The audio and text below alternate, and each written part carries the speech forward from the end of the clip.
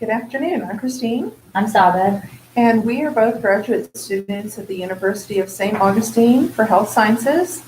And we want to welcome you today on our discussion about autism.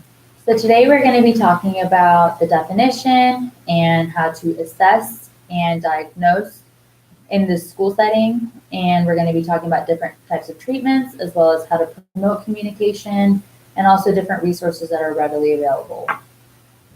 Sounds great. And we'll also look at some of the characteristics, some of the key characteristics, and perhaps how to engage with someone who is nonverbal, and maybe what some of the supports are to help them in their communication.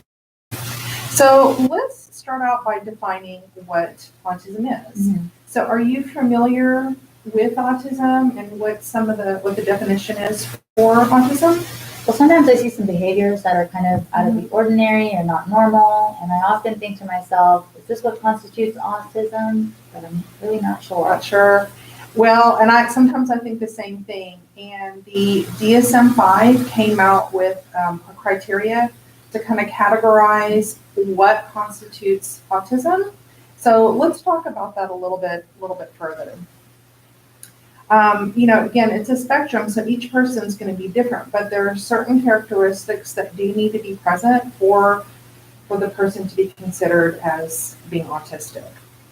So let's take a look here, because I want to make sure that I get this right. There's going to be two categories. The first is going to be impairment in social communication and social interaction. And so there's 3 bullet points within this particular category, and the child needs to have 2 of these. So it's deficits in nonverbal communication, deficits in developing relationships beyond caregivers, deficits in social or emotional reciprocity. So they need to have 2 of those characteristics.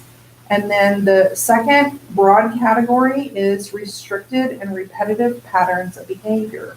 And they need to have 3 behaviors within this category. And we've got a choice of 4.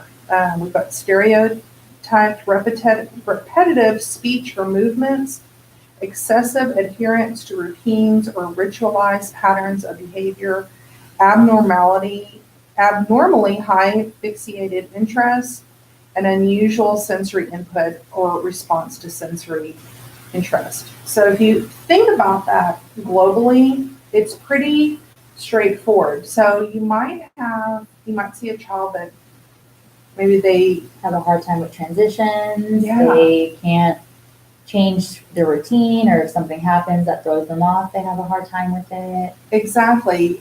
And the thing is if that's the only thing that's going on socially, they're not going to be considered to be a child or a student on the autism spectrum. But once you start looking at these 2 broad categories, you need to really kind of hone in and observe what's going on with the child, and then determine How many of those are being exhibited? because that's the criteria for DSM, is that they have to have 2 within the impairment and social communication and social interaction, and 3 in restricted and repetitive patterns of behavior. So have you ever heard of someone say, oh, autism just runs in the family?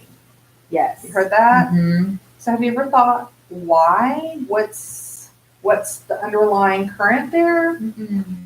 So I kind of wondered why, and I did a little bit of research. And as it turns out, there is this underlying biological current where, and based on the readings that I've read, boys are 4 times more likely to get a diagnosis of autism than girls.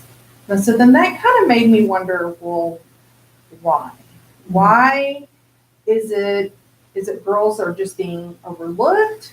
Is it because the behaviors that the boys are displaying are more evident than the girls? Like, why is it that girls are not getting the same level of diagnosis as boys?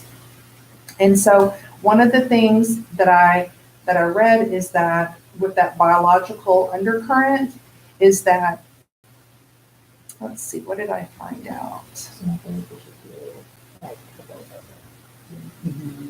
Because like I feel like we can talk to each other. I feel like it'd be really beneficial if we could like voiceover, and then I could come in and be like, I could record, I could go live with like these reports and we can embed that into the Okay. presentation. I'm fine with that. Because then it's more like professional, we're going with slides, and you can read whatever you wrote. Okay, So we can figure out how to do that. Yeah. And then we can go from there. Yeah. You can just talk through the PowerPoint. so do we need to do a recording of you doing this demonstration? So that Okay. you can embed that into like the video, like covering. Yeah, and I can even do this. that, once my account is live tomorrow, I can do that tomorrow, and I can embed that in. To the presentation too. So Yeah. I can have it on. Our room is up at 2:30, so Okay. do you want to go renew? Yeah. Because you can take it from an hour, right? Yeah. We're gonna click out of that, and then I'll figure out how to do the keynote thing that Melanie was talking about. Are you gonna have to go get your license first? No, your license first. I know we were